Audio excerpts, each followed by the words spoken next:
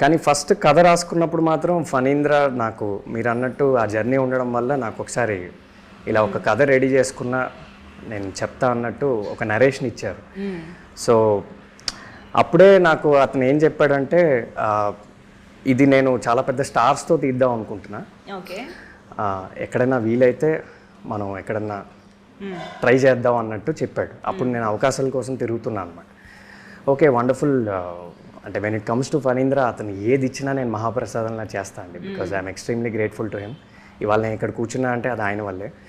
So నేను ఆయనతో కూడా అదే చెప్పాను, మీరు నన్ను ఎప్పుడు పిలిచినా ఎంత చిన్న రోల్ అయినా పెద్ద రోల్ అయినా ఏదైనా నేను వచ్చి చేసేస్తా, అసలు మీరు నాకేం చెప్పక్కర్లే కూడా, just tell me when and where. అలా కొన్ని నెలలు అయ్యాక ఇది మైత్రిలో అవ్వడము, ఒక ప్రెస్టీజియస్ ప్రొడక్షన్ హౌస్, అండ్ చాలా డిస్కషన్స్ తర్వాత కొత్త వాళ్ళతో వెళ్దాము అని ఆయన అనుకోవడము.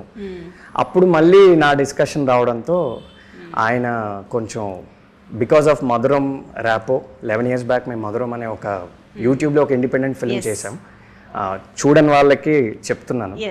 యా, సో ఆ ర్యాపో వల్ల అతనికి నా మీద ఉన్న ఒక నమ్మకం వల్ల నన్ను కొంచెం పుష్ చేశాడు. అలా నాకు ఈ అవకాశం వచ్చింది.